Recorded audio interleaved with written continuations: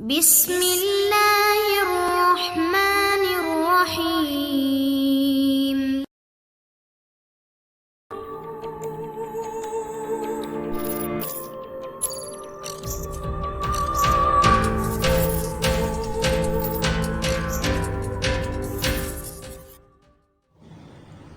अस्सलाम वालेकुम दोस्तों।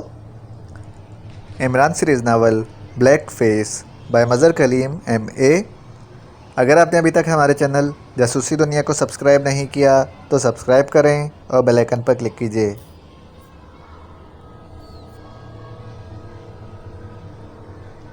इसके साथ ही ख़तरनाक इलाके से बाहर मौजूद थे और इसका पैगाम लेकर शंभू गया था और इसे गए हुए तकरीबन 1 घंटा गुजर चुका था, लेकिन अभी तक इसकी वापसी ना हुई थी।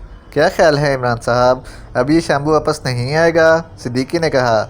नहीं, ये कबायली पैगाम ज़रूर देते हैं, इसलिए वो वापस तो ज़रूर आएगा, और पैगाम क्या होता है ये दूसरी बात है, इमरान ने कहा। और फिर 10-15 मिनट बाद शंभू वापस आता दिखाई दिया तो वो लोग फटाफट इसकी तरफ देखने लगे। बहुत देर लगा दी तुमने शंभू, इमरान ने इसके करीब पहुंचने पर मुस्कुराते हुए कहा। सरदार और बड़े सरदार फैसला कर रहे थे और अब इन्होंने फ़ैसला कर लिया है, शंभू ने सपाट लहजे में जवाब दिया। क्या फ़ैसला किया है? इमरान ने इश्तियाक भरे लहजे में पूछा। बाकी साथियों के चेहरे पर भी इश्तियाक था। कबीले ने फ़ैसला किया है कि आप अगर शाजली पट्टी से गुजर कर जा सकते हैं, जहां माजूरा देवता का अवतार सरदार गैम्बू रहता है, तो इस रास्ते में आपका कबीले के मुकाबले पर कबीला नहीं आएगा। लेकिन अगर आप लोग शाजली पट्टी से हट गए तो फिर कबीला आपसे पूरी कुव्वत से लड़ेगा और फैसला हो जाएगा कि असल अवतार कौन है, तो फिर कबीला असल की पहचान कर लेगा, शंभू ने जवाब दिया। शाजली पट्टी क्या है? यहाँ से सूरज निकलने की तरफ सुर्ख पत्तों वाले जंगल हैं। ये जंगल इस जगह तक चला जाता है जहाँ अवतार गैम्बू रहता है। इस जंगल को हम शाजली पट्टी कहते हैं। इस शाजली पट्टी में दरिंदों की कसरत है, क्योंकि इस जंगल में हम शिकार नहीं खेल सकते। वो मुक़द्दस जंगल है। अलबत्ता इस जंगल में जगह जगह इंतहाई जहरीली दरिंदे भी हैं और पौधे वगैरह भी हैं, शंभू ने जवाब दिया। इस जगह की क्या निशानी है जहाँ ये नकली अवतार रहता है? इमरान ने पूछा। जहाँ ये मुक़द्दस जंगल ख़त्म होता है, इसके बाद ही एक अदद दलदल है जिस पर कोई दरख्त नहीं है, सिर्फ झाड़ियाँ हैं। इसकी जड़ में से अवतार बाहर आता है और इसी की तरफ एक पहाड़ी की जड़ में घुसकर गायब हो जाता है, शंभू ने जवाब दिया। क्या इस शाजली पट्टी या इस सुर्ख मुक़द्दस जंगल में भी कभी अवतार का कोई आदमी गया है? नहीं, वो मुक़द्दस जंगल है। वहाँ कबीले के मर जाने वाले लोगों की रूहें रहती हैं। वहाँ कोई नहीं जाता, रूहें इसे हलाक कर देती हैं, शंभू ने जवाब दिया। इसका मतलब है कि सरदार भूमे ने जानबूझकर ये फ़ैसला किया है कि हमें ये रूहें हलाक कर सकें, इमरान ने मुस्कुराते हुए जवाब दिया। हाँ, सरदार भूमे तुम्हें झूठा समझता है। इसका कहना है कि पहले इससे तुमने कहा था कि तुम शांगू देवता के अवतार हो, और अब तुम कह रहे हो कि तुम माजूरा देवता के अवतार हो, इसलिए तुम झूठे हो। लेकिन कबीले के देवताओं की इस लड़ाई में लोग नहीं आना चाहते, और इस मुक़द्दस जंगल में देवताओं के अवतारों को नुकसान नहीं पहुंचा सकते, इसलिए ऐसा किया गया है, शंभू ने जवाब दिया। तो इमरान ने बेख्तियार एक तवील सांस लिया। सरदार भूमे की ये बात वाकई दुरुस्त थी कि वहाँ टॉक्सलैंड होटल में इसने अपना तारुफ शांगू देवता के अवतार के तौर पर कराया था। इस वक्त इसे इन हालात में अंदाज़ा ही ना था। अब यहाँ हालात की बिना पर इसे अपने आप को देवता का अवतार कहना पड़ा था। ठीक है, अब मैं क्या कह सकता हूँ सरदार भूमे, अगर मागूरा देवता कबीले को माजूरा देवता के गज़ब का शिकार बनाना चाहता है तो ठीक है, ऐसा ही होगा, इमरान ने कहा। तो शंभू बेख्तियार उछल पड़ा। इसके चेहरे पर खौफ के तासुरात उभर आए थे। ओह ओह, क्या वाकई ऐसा हो जाएगा? शंभू ने हैरत भरे लहजे में कहा। हाँ, सरदार भूमे अहमक है, इसे मालूम ही नहीं है कि देवता ने क्या फ़ैसला किया है। इसने अपने तौर पर हमें हलाक करने की साजिश की है, लेकिन अब वो और इसका कबीला इसका नतीजा भुगतेगा। आप माजूरा देवता को कहकर कबीले को माफ़ी दिला दें सरदार इमरान, सरदार भूमे की गलती की सज़ा कबीले को ना दें, शंभू ने मिन्नत भरे लहजे में कहा। वो तो इसे ज़रूर मिलेगी, मैंने तो कोशिश की है कि वो हमारे साथ हो जाए। हम जाने और वो नकली अवतार, लेकिन सरदार बूमे को अकल नहीं है। वो असल अवतार के ख़िलाफ़ साजिश कर रहा है। ठीक है, तुम जाओ, अब हम जाने और ये नकली अवतार और तुम्हारा कबीला। इमरान ने मज़ीद सर्द लहजे में कहा, जनाब, सरदार बूमे के हुक्म पर कबीला मजबूर है। आप वादा करें तो मैं आपको एक बात बता सकता हूँ जिससे आपको कोई नुकसान नहीं पहुँचेगा और आप वहाँ तक पहुँच जाएंगे जहाँ आप जाना चाहते हैं। शंभू ने कहा तो इमरान चौंक पड़ा। बताओ बात, इमरान ने पूछा। शाज़ली पट्टी के दरमियान में एक दलदल है जिसे हम लोग सुर्ख दलदल कहते हैं। इस दलदल के अंदर से एक रास्ता ऐसा है, सरदार गैम्बू और इसके आदमियों के लिए गोरे रंग की लड़कियां वहां पर लाई जाती हैं। शंभू ने कहा तो इमरान के चेहरे पर बेख्तियार चमक उभर आई।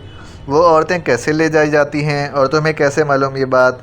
सारे कबीले को मालूम है। औरतें पहले यहाँ लाई जाती हैं जो हमारे कबीले में, फिर यहाँ से सरदार बूमे इन्हें अपने साथ ले जाता है और फिर एक औरत को वो अपने पास रख लेता है और बाकी को इस दलदल में ले जाया जाता है।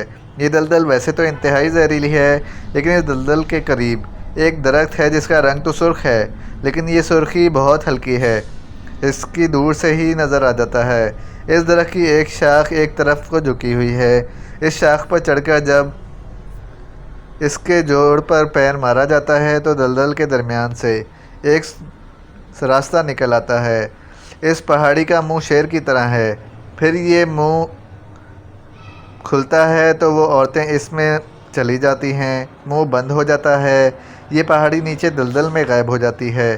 फिर जब ये वापस आती हैं तो इसी तरह सरदार बूमे वहाँ जाता है और इनको वहाँ से वसूल करके अपने साथ ले आता है और फिर वो औरतों समेत इन्हें यहाँ लाकर छोड़ देता है। फिर जब नई औरतें आती हैं तो इन्हें इसी तरह ले जाया जाता है। शंभू ने कहा, क्यों, वो इन औरतों को आम रास्ते से क्यों नहीं लाता? अवतार का ये हुक्म है जनाब। इसका कहना है कि ये मुक़द्दस मकसद हैं, इसलिए वो इन्हें खुफिया रखता है। आम रास्ते से तो दूसरे साथियों को भी इनका इल्म हो सकता है। तो ये सरदार बूमे इसलिए इस नकली अवतार का साथी बना हुआ है जनाब। वो इसलिए भी बना हुआ है कि अगर वो अवतार के हुक्म की खिलाफ वर्जी करे तो अवतार के वो आदमी जो मागोरा बने हुए हैं वो इसे मार देंगे। अवतार के आदमी मागोरा बने हुए हैं? क्या मतलब? जनाब, 4 आदमी ऐसे हैं, असल में वो मागोरा नहीं हैं, लेकिन वो बने हुए मागोरा हैं। सब कबीले वाले इनके बारे में जानते हैं। अवतार की वजह से कुछ नहीं कह सकते। इनके पास ऐसे छोटे छोटे डब्बे हैं जिनकी मदद से वो अवतार के आदमी एंथोनी को सब बताते रहते हैं। अब भी कबीले के फ़ैसले के बारे में इनके एक आदमी ने एंथोनी को बताया है। मैंने खुद इसे एक दरख्त के पीछे डब्बे से बातें करते हुए सुना है। इसका मतलब है शाज़ली पट्टी से हमारे को गुजारने का मकसद इनका यही है? इमरान ने कहा। जी हाँ जनाब। तुमने इनकी सारी बातें सुनी हैं? सारी तो नहीं सुनी, न जाने वो कब से बातें कर रहा था। मैं तो वहाँ से गुज़रा तो मैंने सुन लिया, शंभू ने जवाब दिया। तुमने जो बातें सुनी हैं वो बताओ, इमरान ने कहा। तो शंभू ने अपनी समझ में आने वाली सारी बातें लफ्ज़ ब लफ्ज़ सब बता दी। अच्छा, ये बात है, अब बात समझ में आ गई है। अब सरदार बूमे को हलाक किया जा सकता है, लेकिन तुम्हारे कबीले को नहीं। अब तुम जा सकते हो, इमरान ने कहा। तो शंभू ने सलाम किया और फिर तेज़ी से मुड़कर वो दौड़ता हुआ दरख्तों में गायब हो गया। इसका मतलब है कि इस शाज़ली पट्टी पर हम पर हमला किया जाएगा, सिद्दीकी ने कहा। हाँ, यह हमारे हलाक करने की एक गहरी साजिश है, इमरान ने जवाब दिया। तो फिर? सिद्दीकी ने कहा। फिर क्या, हम वहाँ जाएंगे। असल बात यह है कि बहरहाल आगे बढ़ने का रास्ता मिल गया है। जोसेफ हमारे साथ है। इन्हें इस पॉइंट का इल्म नहीं है कि जोसेफ हमारे साथ है, इसलिए वो समझ रहे हैं कि हम आम अंदाज में इस जंगल से गुजरेंगे। बहरहाल अब तैयारी करो, हमने इस दलदल तक पहुंचना है, इमरान ने कहा और सब ने इस बात में सर हिला दिए।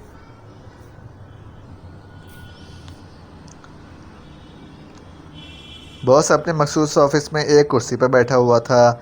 इसके एक हाथ में शराब का गिलास था और वो घूंट घूंट शराब पीने में मसरूफ़ था कि अचानक दरवाजे पर दस्तक की आवाज़ सुनाई दी। लॉर्ड ने दरवाजे की तरफ देखा और फिर मेज़ के किनारे पर लगा हुआ बटन प्रेस कर दिया। दूसरे लम्हे दरवाज़ा खुला और एक नौजवान अंदर दाखिल हुआ। लॉर्ड इसे देखकर बेख्तियार चौंक पड़ा। तुम कैसे आए? लॉर्ड ने हैरत भरे लहजे में कहा। इमरान और इसके साथी जंगल में दाखिल होने में कामयाब हो गए हैं लॉर्ड, और मागोरा कबीले ने गैर जानिबदार रहने का फ़ैसला कर लिया है। उनमें से एक जवान जिसका नाम मार्टिन था, इसने कहा। तो लॉर्ड बेख्तियार चौंक पड़ा। ये कैसे मुमकिन है? वो अवतार गैम्बू के हुक्म की खिलाफ वर्जी कैसे कर सकते हैं? वो एंथोनी कहाँ है? वो क्या कर रहा है? लॉर्ड ने गुस्से से चीखते हुए कहा। बॉस कंट्रोल रूम में हैं। वो वहाँ इनकी निगरानी कर रहे हैं और तमाम इंतजामात करा रहे हैं, मार्टिन ने जवाब दिया। क्या मतलब? क्यों वो इन्हें हलाक क्यों नहीं करा रहा? लॉर्ड ने उसीले लहजे में कहा। तो मार्टिन ने इसे इमरान और इसके साथियों की तरफ से शंभू के ज़रिए की हुई वाली बात की तफसील बता दी। शाजली पट्टी? ओह ओह, वहाँ तो हमारा खुफिया सप्लाई वाला रास्ता है, लॉर्ड ने होंठ चबाते हुए कहा। इसी पॉइंट के ज़रिए तो बॉस वहाँ निगरानी के इंतजामात करा रहे हैं, मार्टिन ने जवाब दिया। इसका मतलब है कि मामलात बिगड़ गए हैं। वेरी बैड, लॉर्ड ने कहा और हाथ में पकड़ा हुआ गिलास इसने मेज़ पर रखा और सामने पड़ा हुआ फ़ोन का रिसीवर उठाकर इसने तेज़ी से नंबर प्रेस करने शुरू कर दिए। यस, कंट्रोल रूम, एक मर्दाना आवाज़ सुनाई दी। लॉर्ड बोल रहा हूँ, एंथोनी से बात कराओ, लॉर्ड ने झिल्लाए हुए लहजे में कहा और इसके साथ ही इसने मार्टिन को जाने का इशारा किया और मार्टिन सलाम करके मुड़ा और कमरे से वापस चला गया। लॉर्ड कुर्सी पर बैठ गया। यस सर, मैं एंथोनी बोल रहा हूँ। चंद लम्हों बाद एंथोनी की आवाज़ सुनाई दी। ये क्या हो रहा है? ये सरदार बूमे क्यों अलहदा हो गया है? इसने हमारे हुक्म की खिलाफ वर्जी करने की जुर्रत कैसे कर ली? लॉर्ड ने हलक के बल चीखते हुए कहा।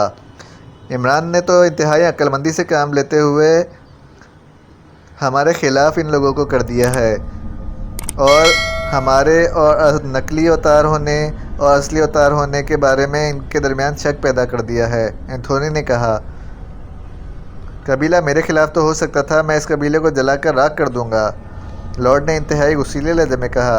यह कैसे हो सकता है बॉस? लेकिन इस तरह बाकी कबीले भी हमारे साथ ना देते। इसका फ़ायदा यकीनन इमरान और इसके साथी उठाते। वो यकीनन मौत की दलदल में दाखिल हो रहे हैं। तुम्हें मालूम है कि हमारा वहाँ खुफिया सप्लाई पॉइंट है। अगर वो इनकी नज़रों में आ गया तो? बॉस, सप्लाई पॉइंट दलदल के अंदर है।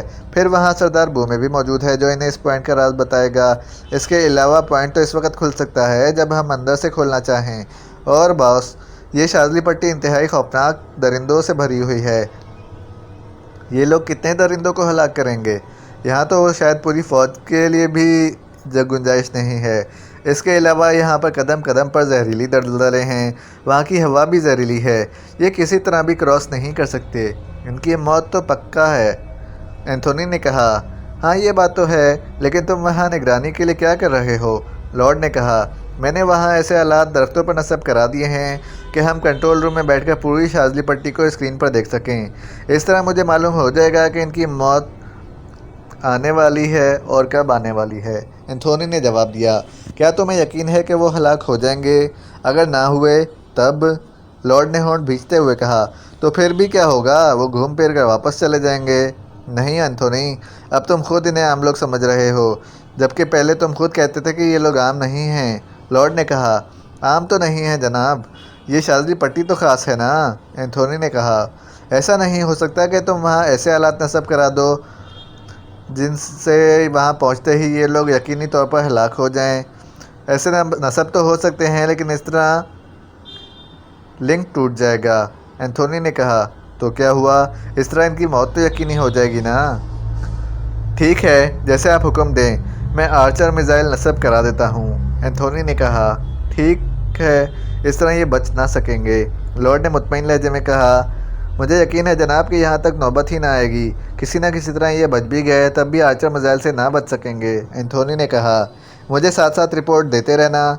मैं इनकी वजह से लर्ज कर रह गया हूँ और खौफजदा हो गया हूँ, लॉर्ड ने कहा और रिसीवर रख दिया। अब इसके चेहरे पर इत्मीनान के तासुरात नुमाया थे। इसने मेज़ पर रखा हुआ शराब का गिलास उठाया और इसे मुंह से लगा लिया।